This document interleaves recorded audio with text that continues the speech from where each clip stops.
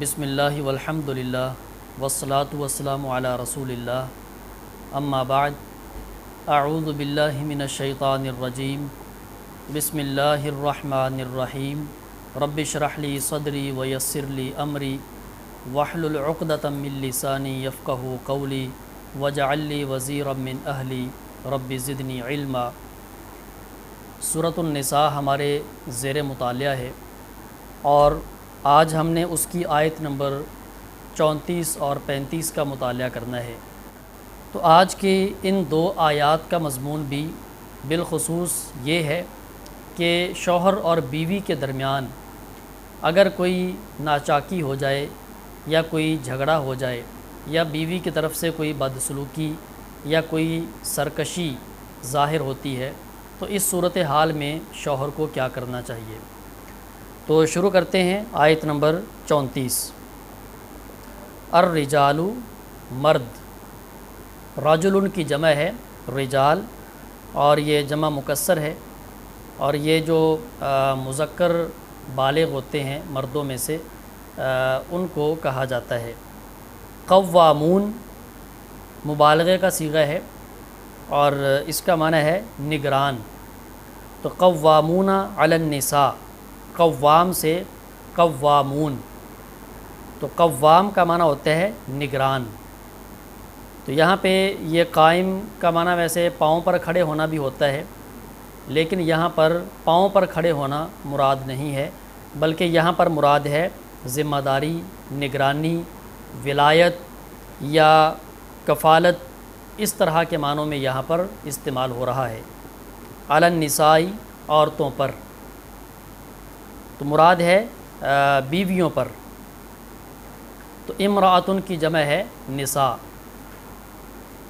بما، اس وجہ سے جو، تو یہاں پر بازر بی جو ہے یہ سبب کے معنی میں ہے، اس وجہ سے جو فضل اللہ، اللہ تعالیٰ نے فضیلت دی،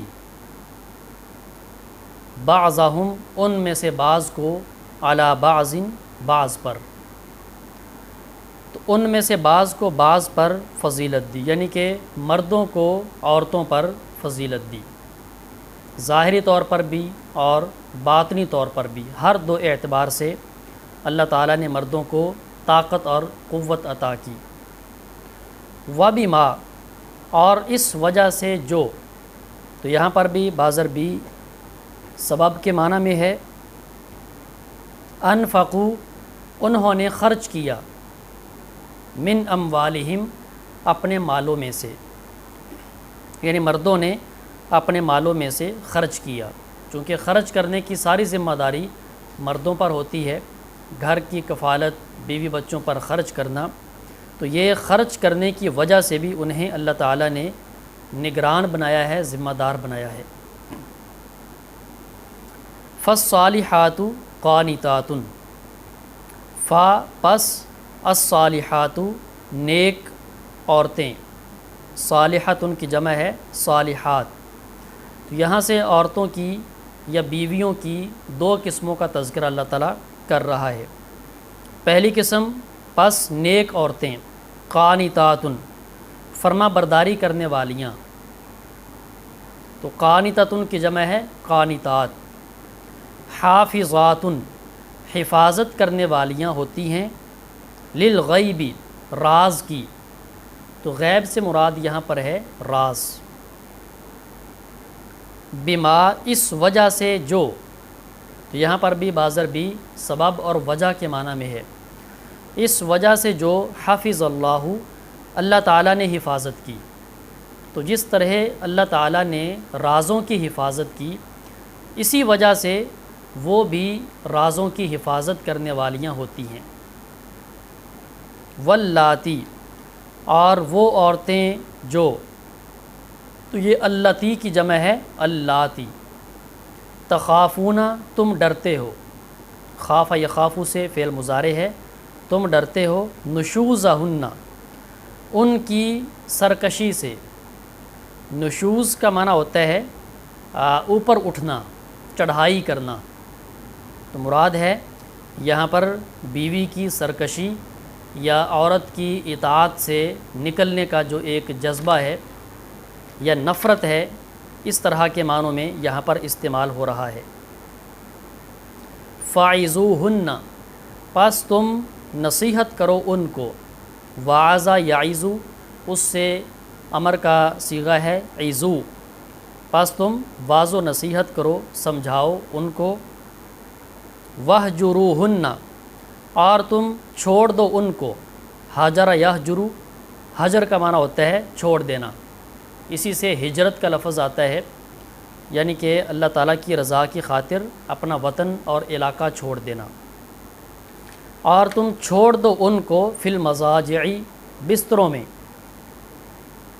وَاضْرِبُوهُنَّ، اور تم مارو ان کو، یعنی کہ سزا دو ان کو، ضرب یضرب سے اضرب مارو، اس کی جمع ہے۔ فَإِن، پس اگر، اطعنکم، وہ تمہاری بات مان لیں، وہ تمہاری اطاعت کریں، فلا تبغوا، پس نہ تم تلاش کرو، علیہن، ان پر، سبیلا، کوئی راستہ، ان اللہ، بے شک اللہ تعالی، کانا، ہے، تو کانا کے بارے میں بتایا تھا کہ ویسے اس کا ترجمہ ہوتا ہے تھا، لیکن جب اللہ تعالیٰ کی نسبت سے بولا جاتا ہے تو اس کی جو زمنی دلالت ہے، یعنی کہ جو ماضی کی دلالت ہے وہ ختم ہو جاتی ہے، اور یہ ہے کے معنی میں استعمال ہوتا ہے۔ علیًّ، بہت بلند، کبیرہ، بہت بڑا، وَإِنْ خِفْتُمْ، اور اگر تم ڈرو، تو یہ بھی خافہ یخافو سے ماضی ہے، اور اگر تم ڈرو، شقاق بینہما، ان دونوں کے درمیان جدائی سے، شقاق کا معنی ہے افتراق، ان کے دو چیزوں کو الگ الگ کر دینا، جدا جدا کر دینا، تو شق جیسے ہوتا ہے کہ کسی چیز کو پھاڑ کر دو ٹکڑوں میں تقسیم کر دینا، شقاق بینہما، ان دونوں کے افتراق سے یا ان دونوں کی علیحدگی سے تم ڈرو، فَبْعَثُوا، پس تم مقرر کرو، حکماً، ایک منصف، ایک پنچ، من اہلہ، اس کے گھر والوں میں سے، یعنی کہ مرد کے گھر والوں میں سے، وحکماً، اور ایک منصف، من اہلہا، اس عورت کے گھر والوں میں سے، ان یریدا، اگر وہ دونوں ارادہ کریں، اگر وہ دونوں چاہیں، ارادہ کریں، اصلاحاً، صلح کرنے کا، یوفق اللہ بینہما، اللہ تبارک و تعالی دونوں کے درمیان سازگاری پیدا کر دے گا، وفق یوفق، توفیق، یعنی کہ حالات کو سازگار کر دے گا، یا دونوں کو اللہ تعالیٰ توفیق دے دے گا، یہ بھی بات ٹھیک ہے، توفیق دینے کا مطلب بھی وہی ہے کہ دونوں کے حالات اللہ تعالیٰ سازگار بنا دے گا۔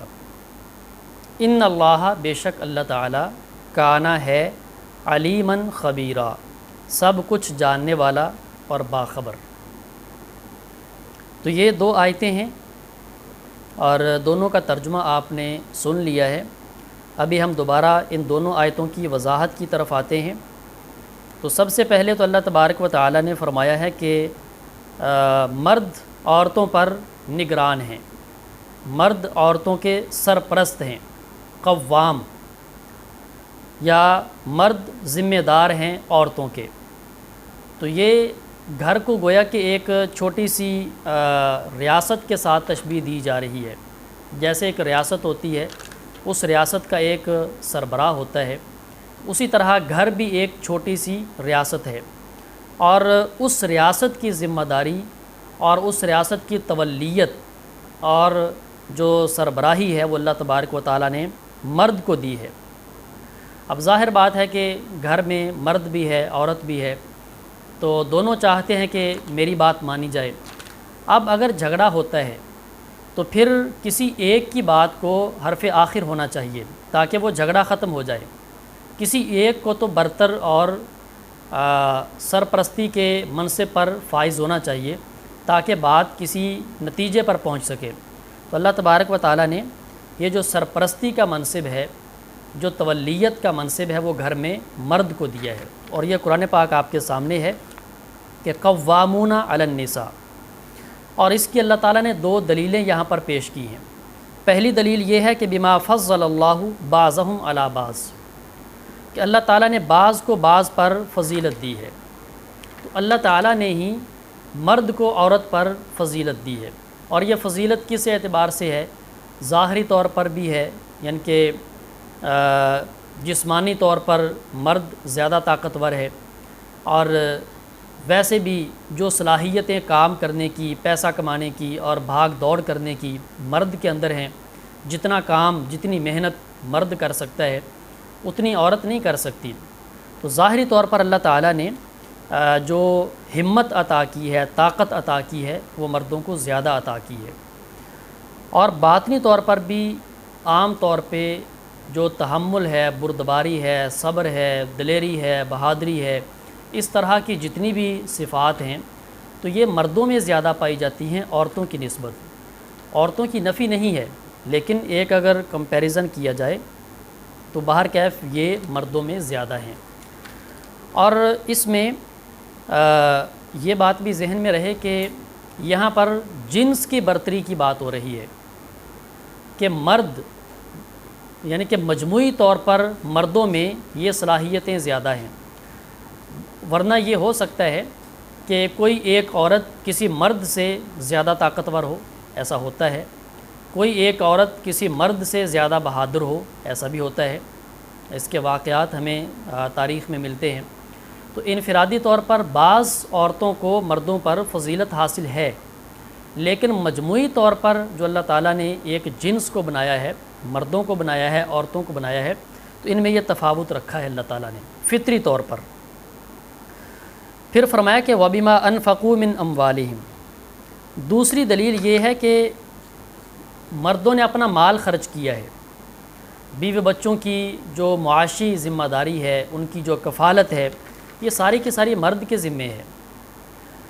تو ظاہر بات ہے کہ یہ ذمہ داریاں جو ہیں یہ مرد نے کوئی خوشی کے ساتھ نہیں اٹھائی ہوئیں، بلکہ یہ اللہ تبارک و تعالیٰ نے اس کو یہ ذمہ داریاں سونپی ہیں، اور یہ اس نے ذمہ داری اٹھائی ہوئی ہے، اور یہ اللہ تعالیٰ نے ذمہ داری اس لیے مرد کو سونپی ہے کہ وہ ان ذمہ داریوں کو پورا کرنے کی صلاحیت رکھتا ہے۔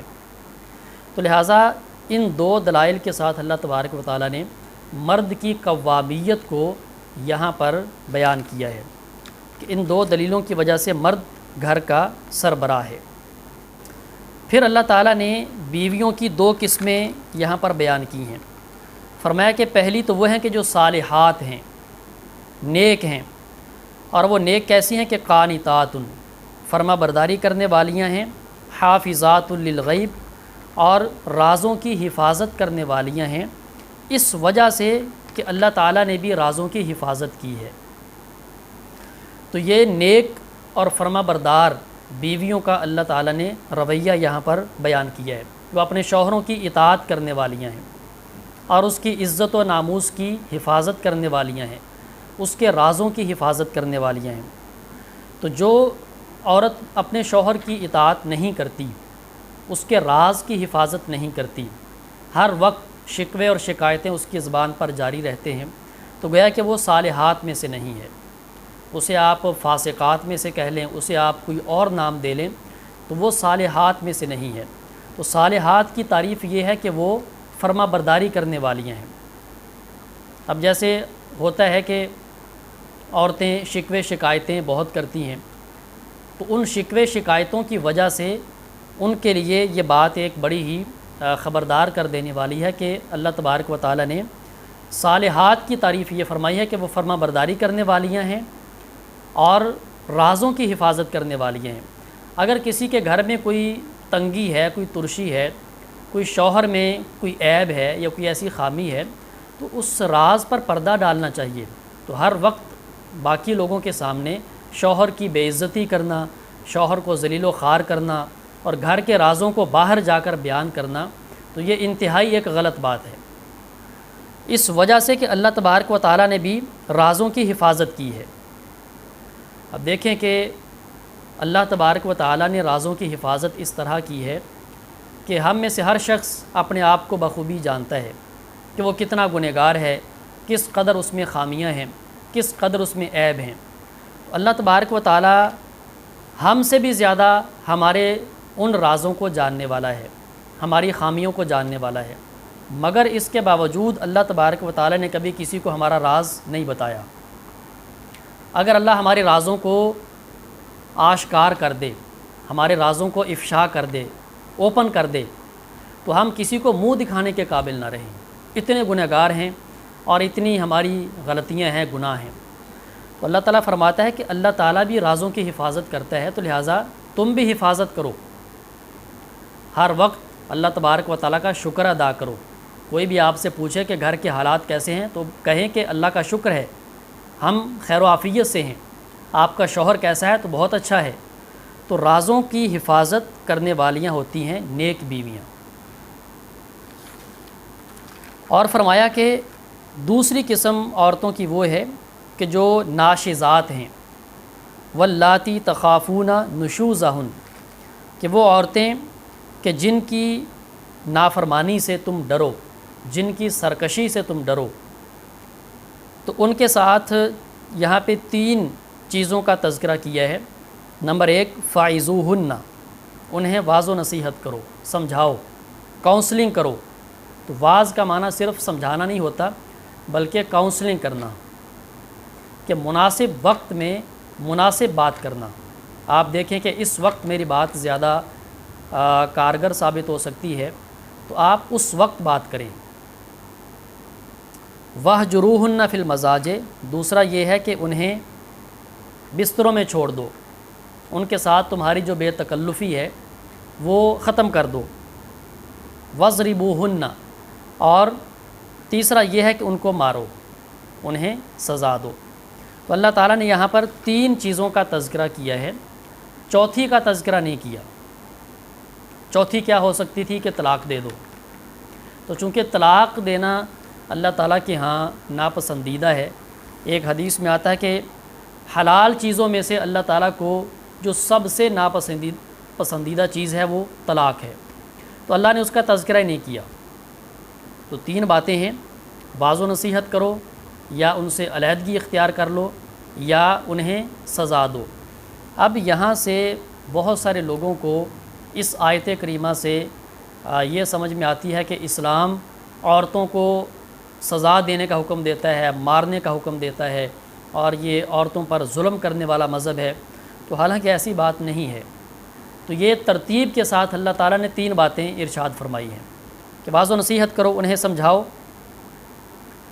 اور اگر واعظ و نصیحت سے نہ سمجھیں تو انہیں الگ کر دو، اور اگر پھر بھی وہ نہ سمجھیں تو پھر انہیں ضرب یضرب کا معنی ہوتا ہے مارنا، اور یہ مارنا ایذا دینے کے لیے نہیں ہے، یہ صرف تعدیب کے لیے ہے، تعدیب کے لیے۔ تو جیسے کوئی ایک معلم جو ہوتا ہے، استاد، اپنے کسی شاگرد کو تعدیب کے لیے ہلکا پھلکا مار لیتا ہے، تو یہ وہ والی مار ہے۔ اس سے مراد یہ نہیں کہ ان کی ہڈی پسلی آپ توڑ دیں، ان کے چہرے کی شکل و صورت ان کی بگاڑ دیں، تو یہ مراد نہیں ہے۔ تو نبی کریم صلی اللہ علیہ وسلم نے بہت ساری احادیث میں اس بات کو واضح کیا ہے۔ مثلا آپ نے ایک حدیث میں فرمایا کہ لا یجلد احدکم امرأتہ جلد العبد، تم میں سے کوئی بندہ اپنی بیوی کو غلاموں کی طرح نہ مارے، جیسے وہ اپنے غلام کو، لونڈی کو مارتا ہے، ایسے نہ مارے۔ تو ایک حدیث میں آپ نے فرمایا کہ وَاضْرِبُوهُنَّ ضَرْبًا غَيْرَ مُبَرِّحٍ، انہیں مارو ایسی مار کہ ان کے جسم پر نشان نہ پڑے۔ تو یہ بھی آپ نے تعلیم دی ہے۔ اور ایک حدیث میں آپ نے یہ فرمایا ہے کہ وَلَا تَضْرِبِ الْوَجْهَ، چہرے پر مت مارو، وَلَا تُقَبِّحْ، انہیں بدصورت مت کہو، وَلَا تَهْجُرْ إِلَّا فِي الْبَيْتِ، اور انہیں علیحدہ کرو اور گھر میں ہی علیحدہ کرو، یعنی کہ وہ گھر میں رہے تو ان کے ساتھ آپ علیحدگی کر لیں، اپنی جو بے تکلفی ہے اور جو ملنا جلنا وہ ختم کر دیں۔ تو یہ آپ نے گویا کہ شرطیں بیان کی ہیں کہ آپ نے مارنا کیسا ہے، اور یہ بھی ایک آخری اس کا یعنی کہ مرحلہ ہے۔ اور یہ ویسے یوں کہہ لیں کہ خواتین کے لیے کڑوی گولیاں ہیں، لیکن اللہ تبارک و تعالیٰ کا حکم ہے، اور اللہ تبارک و تعالیٰ ایک مضبوط معاشرہ قائم کرنا چاہتا ہے، ایک مضبوط معاشرتی نظام اللہ تعالیٰ وضع کرنا چاہتا ہے، تو اس کے لیے اللہ تعالیٰ نے یہ ساری باتیں ارشاد فرمائی ہیں۔ اور طلاق کا اللہ نے تذکرہ نہیں کیا، حالانکہ اس کے بعد آپشن وہی باقی رہتا ہے۔ تو ہمارے ہاں صورتحال بالکل برعکس ہوتی ہے، ہمارے ہاں نہ واعظ و نصیحت ہوتی ہے، نہ واہجروہن فی المضاجع یہ ہوتا ہے، نہ واضربوہن ہوتا ہے، بلکہ سب سے پہلا کام کیا کرتے ہیں؟ طلاق۔ تو سب سے پہلا آغاز ہی طلاق سے کیا جاتا ہے، تو یہ ایک بالکل غلط رویہ ہے۔ تو سمجھانا، واعظ و نصیحت کرنا یہ سب سے پہلا کام ہے۔ ممکن ہے کہ انہیں بات سمجھ آ جائے اور وہ جو جھگڑا ہے وہ ختم ہو جائے۔ پھر اللہ تبارک و تعالیٰ نے اگلی آیت میں یہ فرمایا ہے، بلکہ اسی آیت میں فرمایا کہ ان اللہ کان علیٰ کبیرا، بے شک اللہ تعالیٰ بہت بلند ہے اور بہت بڑا ہے۔ تم یہ نہ سمجھو کہ اللہ نے تمہیں قوام بنا دیا ہے اور تمہیں سرپرست بنا دیا ہے تو تم عورتوں پر ظلم کرنا شروع کر دو۔ اللہ تعالیٰ قیم السماوات والارض، آسمانوں اور زمین کا نگران ہے۔ تو اللہ تعالیٰ آسمانوں اور زمین کا نگران ہونے کے باوجود وہ تمہیں معاف کرتا ہے، تمہاری کوتاہیوں کو، تمہاری نافرمانیوں کو درگزر کرتا ہے، معافی دیتا ہے تمہیں، تو تمہیں بھی معافی کا رویہ اپنانا چاہیے۔ تم اپنے آپ کو فرعون نہ سمجھو کہ ہم مرد ہیں، ہم شوہر ہیں، تو ہمیں جو چاہیں ہمیں کرنے کا اختیار حاصل ہے، نہیں۔ تو تم قوام ہو اپنی جگہ پہ، لیکن اس کے ساتھ تمہارے ذہن میں یہ بات بھی ہونی چاہیے کہ ان اللہ کان علیٰ کبیرا۔ نبی علیہ السلام کے زمانے میں ایک واقعہ پیش آیا کہ آپ نے دیکھا کہ ایک شخص اپنے غلام کو مار رہا ہے، آپ پیچھے سے گئے، آپ نے جا کر کہا کہ اعلم ابا مسعود ان اللہ اقدر علیک منک ھذا، اے ابو مسعود یہ بات جان لو، تجھے جتنی قدرت اس غلام پر حاصل ہے، اللہ تبارک و تعالیٰ کو اس سے کہیں زیادہ قدرت تم پر حاصل ہے۔ تو اللہ تعالیٰ کو ہم پر بہت زیادہ قدرت حاصل ہے، بہت زیادہ، بلکہ اختیارات سارے کے سارے اللہ تعالیٰ کے پاس ہیں، طاقتیں اسی کے پاس ہیں۔ تو جب وہ ہمیں معاف کرتا ہے، ہماری کوتاہیوں کو، نافرمانیوں کو بخش دیتا ہے، تو تم اپنی بیویوں کی کوتاہیوں کو نظر انداز کیوں نہیں کر سکتے؟ تو ان اللہ کان علیٰ کبیرا۔ پھر فرمایا کہ وَإِنْ خِفْتُمْ، اگر تم ڈرو ان دونوں کے درمیان علیحدگی سے، افتراق سے، فَبْعَثُوا حَكَمًا مِّنْ أَهْلِهِ وَحَكَمًا مِّنْ أَهْلِهَا، تو پھر ایک جو منصف ہے، پنچ ہے، وہ مرد کے گھر والوں میں سے منتخب کرو اور ایک عورت کے گھر والوں میں سے منتخب کرو۔ تو پھر گویا کہ بات جو ہے وہ معاشرے کے جو سمجھدار لوگ ہیں، با اثر لوگ ہیں، ان تک پہنچاؤ کہ وہ بیٹھ کر معاملے کو حل کریں۔ اور فرمایا کہ ان یریدا اصلاحا یوفق اللہ بینہما، اگر وہ صلح کا ارادہ کریں گے، صلح کرنا چاہیں گے، تو اللہ تعالیٰ حالات سازگار کر دے گا۔ یعنی اگر وہ جو پنچ ہیں، جو منصف ہیں، وہ نیک نیتی کے ساتھ صلح کرنا چاہتے ہیں اور بڑی ہی خیرخواہی کے جذبات کے ساتھ بیٹھ کر بات کر رہے ہیں، جو مرد کی طرف سے ہے وہ شوہر کی طرفداری کرنے کے لیے نہیں آیا بلکہ صلح کروانے کے لیے آیا ہے، اور جو بیوی کی طرف سے ہے وہ بیوی کو سچا ثابت کرنے کے لیے نہیں بیٹھا بلکہ وہ صلح کروانے کے لیے بیٹھا ہے، اگر ان کی نیت نیک ہے تو اللہ تعالیٰ حالات سازگار کر دے گا۔ تو بعض نے کہا ہے کہ اس سے مراد ہے میاں بیوی، یعنی میاں بیوی اگر ان دونوں کی نیت نیک ہے، وہ صلح کرنا چاہتے ہیں، تو اللہ تعالیٰ حالات کو سازگار کر دے گا۔ یعنی بعض اوقات یہ ہوتا ہے کہ صلح کرنا چاہتے ہیں، دل دونوں کا کرتا ہے کہ صلح ہو جائے، لیکن کوئی ایسی رکاوٹ بن جاتی ہے، کوئی ایسا نفسیاتی مسئلہ بن جاتا ہے کہ جو حل نہیں ہوتا، تو جب تک کوئی تیسرا بندہ اس میں مداخلت نہیں کرتا تو وہ ان کی رکاوٹ اور وہ جو کہہ لیں کہ ایک غلط فہمی ہے وہ دور نہیں ہوتی۔ تو اگر وہ دونوں نیک نیتی کے ساتھ صلح کرنا چاہتے ہیں تو اللہ تبارک و تعالیٰ ان دونوں کے لیے حالات کو سازگار کر دے گا۔ ان اللہ کان علیما خبیرا، بے شک اللہ تعالیٰ علیم و خبیر ہے، سب کچھ جاننے والا ہے، کہ کس کا کردار کیا ہے، کون کیا کر رہا ہے، تو لہٰذا تمہیں اس پر متنبع رہنا چاہیے۔ تو یہ میاں بیوی کے تعلقات کو بہتر بنانے کے لیے اور ان کے جھگڑے کو ختم کرنے کے لیے اللہ تبارک و تعالیٰ نے ان آیات میں یہ تعلیمات دی ہیں۔ تو ان آیات کو اسی طرح من وعن ہمیں تسلیم کرنا چاہیے۔ اللہ تعالیٰ نے جس کو جو مقام دیا ہے، جو مرتبہ دیا ہے، جو ذمہ داری دی ہے، اسے وہ پوری کرنی چاہیے۔ اس میں عورتوں کو یہ نہیں سمجھنا چاہیے کہ ہمیں محکوم بنا دیا گیا ہے اور مرد کو حاکم بنا دیا گیا ہے، ایسی بات نہیں ہے۔ میں نے شروع میں عرض کیا تھا کہ یہ فضیلت ایک جنس کے اوپر ہے، ورنہ انفرادی طور پر بہت سی عورتیں مردوں سے آگے ہیں، یا یوں کہہ لیں کہ یہ جو اللہ تعالیٰ نے قوامیت کا منصب عطا کیا ہے، یہ مرد کو ایک مخصوص قسم کے معاملات میں عطا کیا ہے، ورنہ بہت سے معاملات ایسے ہیں کہ جہاں پہ عورت باہر کیف معتبر ہے، اس کی بات معتبر ہے، اس کی گواہی معتبر ہے، تو جو گھریلو معاملات ہوتے ہیں، بچوں کی پرورش ہے، بچوں کی دیکھ بھال ہے، یا جو رضاعت کے معاملات ہیں، یہ ساری چیزیں ہیں، تو یہاں پہ عورت ہی کی بات کو زیادہ درجہ دیا گیا ہے۔ جیسے مشہور ایک واقعہ ہے کہ حضرت عقبہ بیان کرتے ہیں کہ میں نے شادی کی ایک عورت سے، تو شادی کے کچھ ہی دنوں کے بعد ہمیں ایک خاتون ملی، ایک بڑھیا ملی۔ اس نے کہا کہ تم نے فلاں عورت سے شادی کر لی ہے، حالانکہ میں نے تم دونوں کو دودھ پلایا تھا، تم دونوں تو دودھ شریک بہن بھائی ہو، تمہارا تو نکاح ہی نہیں ہو سکتا۔ عقبہ کہتے ہیں کہ میں بڑا پریشان ہوا اور میں فوراً اللہ کے رسول کی خدمت میں حاضر ہوا اور میں نے جا کر عرض کی، یا رسول اللہ یہ معاملہ پیش آیا ہے۔ تو آپ نے کیا فرمایا کہ اس عورت کی بات کو چھوڑ دو؟